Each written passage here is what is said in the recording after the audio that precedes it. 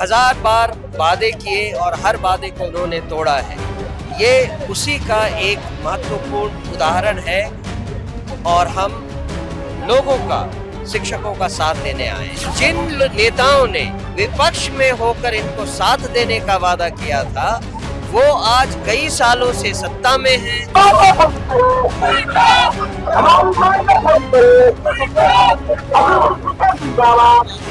High court ने कहा है कि जो टर्मिनेशन ऑर्डर दिया गया था वो न्याय संगत नहीं है। तो कहीं पर तो पेश अब ये तो आप लोग ढूंढिए और ये लोग सरकार देखें कि क्या। नमस्कार, हमारा नाम है समरीन और आपने देखना शुरू कर दिया है लाइव सिटीज।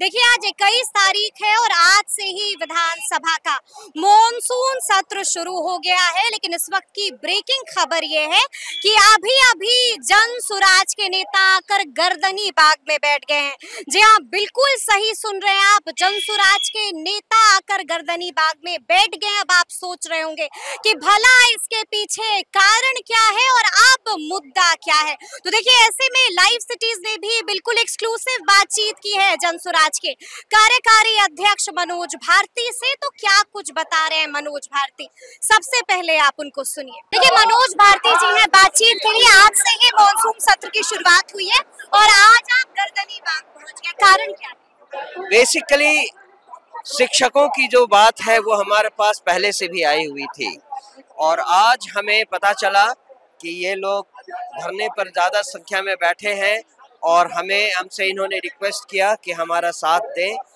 तो हमने इनकी बातों को पढ़ा, अपने लीगल सेल से भी चर्चा की और ऐसा लगा कि जो इनके साथ अन्याय हुआ है उसके खिलाफ आवाज़ उठानी चाहिए।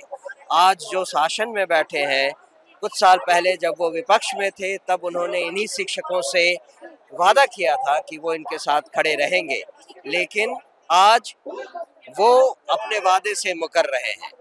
यही इस सरकार की नियति रही है। हजार बार वादे किए और हर वादे को उन्होंने तोड़ा है। ये उसी का एक महत्वपूर्ण उदाहरण है और हम लोगों का, शिक्षकों का साथ देने आए हैं। लेकिन हम आपसे जानना चाहेंगे, अभी आपने कहा कि इनके साथ अन्याय हुआ है, क्या अन्याय हुआ? अन्याय ये हुआ है दो तरह से। एक तो जब इनको बहाली दी गई थी तो इनके टर्मिनेशन के समय ये कहा गया था कि जब इनके बदले शिक्षकों की नियति हो जाएगी तब इन्हें हटाया जाए। लेकिन 2024 मार्च में इन्हें समरली इनको टर्मिनेट कर दिया गया, बिना इस बात का ध्यान दिए हुए कि उस कंडीशन को लागू किया गया है या नहीं। इसके ऊपर माननीय हाई कोर्ट का भी एक फैसला है। इसके ऊपर विधान परिषद, हाई कोर्ट ने कहा है कि जो टर्मिनेशन ऑर्डर दिया गया था वो न्याय संगत नहीं है, वो तर्क संगत नहीं है। उसने तो ये भी कहा है माननीय हाई कोर्ट ने कि ये ILO के सिद्धांतों के भी अगेंस्ट है। तो इन सब बातों को ध्यान में लेते हुए माननीय कोर्ट ने कहा कि इस ऑर्डर पर सरकार को पुनर्विचार करना चाहिए और टर्मिनेशन ऑर्डर वापस करना चाहिए। आपको क्या लगता है सरकार विचार क्यों नहीं कर रही? कारण ये तो कहीं पर तो पेश अब ये तो आप लोग ढूंढिए और ये लोग सरकार देखें कि क्या। चूंकि सरकार इनको रेगुलराइज करने से इसलिए शायद बच रही है कि इनके कारण इनको बहुत और भी खर्चे होंगे, इनके एक्सचेकर पे दबाव आएगा। लेकिन जब जो वादा किया था उस वादा खिलाफी को हम कई बार देख चुके हैं और ऐसा नहीं होना चाहिए। दूसरी बात ये थी कि जिन नेताओं ने विपक्ष में होकर इनको साथ देने का वादा किया था, वो आज कई सालों से सत्ता में हैं, डबल इंजन सरकार के भाग हैं, फिर भी वो इनका साथ नहीं दे रहे हैं। वादे के खिलाफ आकर वो इनका साथ नहीं दे रहे हैं। हम इसीलिए इस बात पर उनसे खफा हैं और इनका साथ दे रहे हैं। संख्या क्या होगी अतिथि शिक्षकों की जो इसमें 4257 है जो गेस्ट टीचर्स की संख्या है।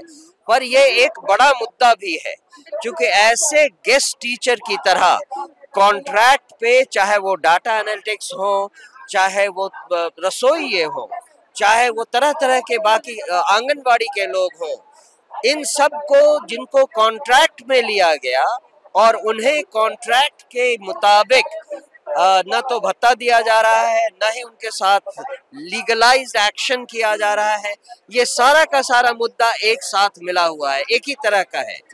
अगर आप देखें तो इसमें अभी लाखों ऐसे लोग सम्मिलित हैं जो कॉन्ट्रैक्ट पे भर्ती किए गए थे और उनके साथ न्याय नहीं हुआ। बड़ी बात यह है कि मनोज भारती यहाँ पर पहुंचे हैं, क्या आश्वासन दिया है, क्या करेगा इन लोगों के लिए? हमने इनसे यही कहा है कि जो भी इनके साथ न्याय विधि संगत प्रक्रिया होगी उसके अनुसार हम इन पर जरूर एक्शन लेंगे। लीगल टीम आप लोगों की है? जी हाँ, हमने वकीलों से भी बात करिएगा। बिल्कुल बिल्कुल बिल्कुल बिल्कुल, और उनसे बात हुई है और उन्होंने कहा है कि जो भी तर्क संगत और विधि संगत न्याय मिलना चाहिए उस पर हम जरूर बात करेंगे। अच्छा, एक सवाल इससे इतर है, बिहार में क्राइम रेट बढ़ता जा रहा है बहुत ज्यादा, और ये जंगल राज का वॉल्यूम 2 कहें, जंगल राज या फिर महाजंगल राज कहें, तरह तरह से इसको जाना जा रहा है। एक स्टैटिस्टिक्स कहता है कि पिछले 17 दिनों में 51 हत्याएं हुई हैं, मतलब हर 8 घंटे पर एक हत्या हो जाती है। और ये केवल गांवों तक सीमित नहीं है, ये शहरों में आम जनता और आम लोगों से इतर जो पढ़े लिखे व्यवसायी और संभ्रांत लोग हैं उनकी हत्या खुलेआम कर दी जाती है। इससे पूरी तरह यही लगता है कि लोगों का प्रशासन पर बिल्कुल भरोसा खत्म हो गया। तो क्या इसको लेकर के मुख्यमंत्री नीतीश कुमार के पास जाएंगे, उनसे मुलाकात करेगा? उनसे जिनके लिए मुलाकात करना था उसकी तो उन्होंने इजाजत नहीं दी जी। जो हमने बदलाव का हस्ताक्षर मांगकर उसका लिस्ट उनको देने जाना था उसकी तो उन्होंने इजाजत नहीं दी। तो अब क्या करें ये लोग? तो फिर क्या होगा? राज्यपाल से मिलिएगा ना मुख्यमंत्री? राज्यपाल से भी मिलने के लिए हमने ये दिया हुआ है, रिक्वेस्ट दिया हुआ है। अब देखें उनका क्या रिस्पांस आता है। उन शिक्षकों का एक दल मिलने आया था जिन्होंने अतिथि शिक्षकों के ऊपर हो रहे अत्याचार और अन्याय के बारे में अवगत करवाया। जो कुछ हमें बताया गया उसके हिसाब से यह सिद्ध होता है कि बहुत सारे ऐसे अतिथि शिक्षक जिनकी बहाली हुई थी और उनके सर्विसेज को, उनकी कामों को, उनकी सेवा को टर्मिनेट कर दिया गया था, उसके खिलाफ कोर्ट की भी एक सूचना है और कोर्ट ने, माननीय हाई कोर्ट ने राज्य सरकार को निर्देश दिया था कि इनकी टर्मिनेशन जो है उसे खारिज किया जाए। उसके बाद किसी तरह से ये मामला विधान परिषद में भी आया और विधान परिषद में एक समिति बिठाई गई। उस समिति की भी अनुशंसा यही थी कि सरकार ने जो कदम उठाया है इन शिक्षकों की सेवा को खत्म करने का, वो भी गलत था और उन्हें फिर से बहाली होनी चाहिए थी।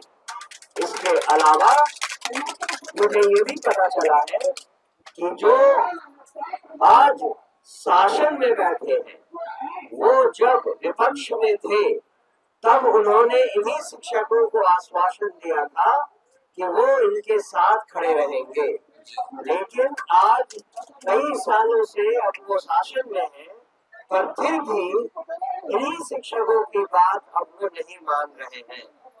ये इन शिक्षकों के साथ सरासर धोखा है और उनके साथ अन्याय भी है।